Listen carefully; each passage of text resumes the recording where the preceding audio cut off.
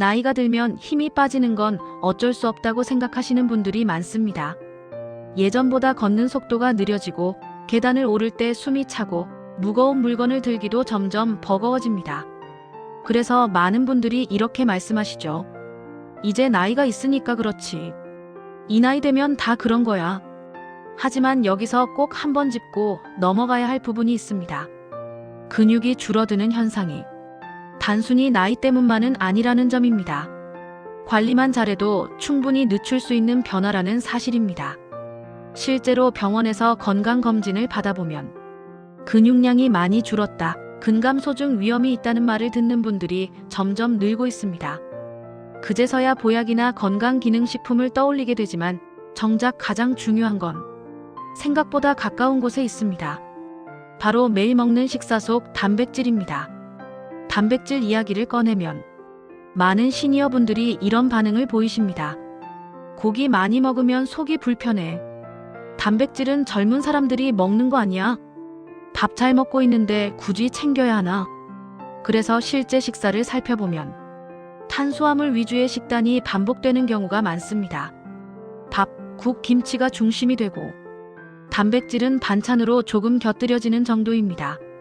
이런 식사가 계속되면 몸은 자연스럽게 근육을 유지하기 어려워집니다. 그리고 근육이 줄어들수록 몸은 점점 더 약해집니다. 근육이 줄면 관절이 더 쉽게 아프고 균형 잡기가 어려워지며 넘어질 위험도 커집니다. 그러다 보니 활동량이 더 줄고 그 결과 근육은 다시 더 빠르게 줄어드는 악순환이 반복됩니다. 여기서 꼭 기억하셔야 할 사실이 하나 있습니다. 근육을 지키는데 꼭 비싼 보약이 필요한 건 아니라는 점입니다. 오히려 일상에서 꾸준히 먹을 수 있는 단백질 식단이 훨씬 현실적이고 효과적입니다. 나이가 들수록 우리 몸은 단백질을 예전만큼 잘 흡수하지 못합니다. 그래서 한 끼에 많이 먹는 것보다 조금씩 나눠서 자주 먹는 방식이 훨씬 중요해집니다.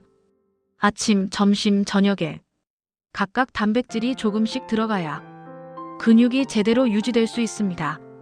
가성비 좋은 단백질 식품으로는 계란, 두부, 콩류, 생선, 닭고기 등이 있습니다. 특히 계란과 두부는 소화 부담이 적고 가격도 부담되지 않아 시니어분들께 잘 맞는 식재료입니다. 매 끼니마다 고기를 드실 필요는 없습니다. 다만 단백질이 전혀 없는 식사는 가능하면 피하시는 게 좋습니다. 또 하나 놓치기 쉬운 부분이 바로 단백질의 흡수입니다. 아무리 좋은 음식을 먹어도 몸이 제대로 흡수하지 못하면 근육으로 쓰이기 어렵습니다.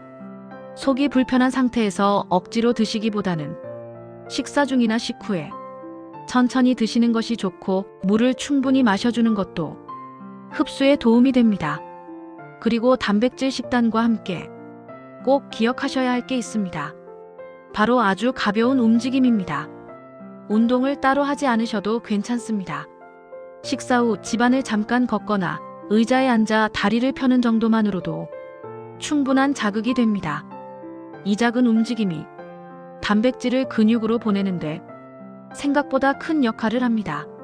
실제로 비슷한 나이의 두 분을 보면 차이가 분명히 나타납니다.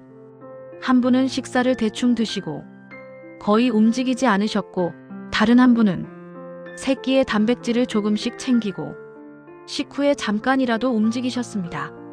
몇 달이 지나자 걷는 속도나 피로감, 일상생활에서 느끼는 편안함에서 확연한 차이가 생겼습니다. 근육 이야기를 하면 이런 질문도 자주 나옵니다. 체중은 그대로인데 근육이 줄 수도 있나요? 충분히 가능합니다. 중요한 건 체중이 아니라 몸의 구성입니다. 체중이 같아도 근육은 줄고 지방은 늘어날 수 있습니다. 이 상태가 계속되면 겉으로는 큰 변화가 없어 보여도 몸은 점점 더 쉽게 지치게 됩니다. 특히 시니어에게 가장 먼저 줄어드는 근육은 팔보다 다리, 그 중에서도 허벅지 근육입니다. 허벅지는 우리 몸에서 가장 큰 근육이기 때문에 이 부위가 약해지면 걷기, 앉았다 일어나기, 균형 잡기가 모두 힘들어집니다. 그래서 단백질 식단은 근육을 키운다기보다는 지금 있는 근육을 지킨다는 관점으로 접근하시는 게 훨씬 현실적입니다. 또 하나 중요한 점은 단백질을 먹는 시간입니다. 아침을 거르거나 빵이나 커피로만 해결하는 경우가 많은데 아침에 단백질이 들어오지 않으면 하루 전체 근육 유지 효율이 크게 떨어질 수 있습니다. 아침에 계란 하나, 두부 몇 조각만 추가해도 몸은 오늘도 근육을 써야겠다는 신호를 받게 됩니다. 이 신호가 반복될수록 근육 감소 속도는 분명히 늦춰집니다. 단백질 많이 먹으면 신장에 안 좋다던데요? 이런 걱정을 하시는 분들도 많습니다. 특별한 신장 질환이 없는 경우라면 일상 식사 수준의 단백질은 오히려 건강 유지에 도움이 됩니다. 문제는 단백질이 아니라 단백질 없이 탄수화물 위주로만 먹는 식사가 계속되는 것입니다. 밥과 국 위주의 식사가 반복되면 혈당 변동은 커지고 근육은 더 빠르게 줄어들며 결국 피로와 무기력도 더 심해질 수 있습니다. 그래서 단백질 식단은 체력을 키우기 위한 특별한 선택이 아니라 일상을 유지하기 위한 최소한의 관리라고 생각하시는 게 좋습니다. 근육 관리는 단기간에 눈에 띄는 변화가 나타나는 분야는 아닙니다. 하지만 반대로 말하면 조금만 바꿔도 몇 달 뒤 확실한 차이가 나는 분야이기도 합니다. 오늘 한 끼, 내일 한 끼, 이렇게 단백질을 의식하는 습관이 쌓이면 어느 순간 예전보다 덜 힘들다는 느낌이 자연스럽게 찾아옵니다.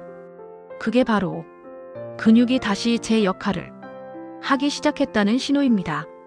오늘 이야기의 핵심은 단순합니다.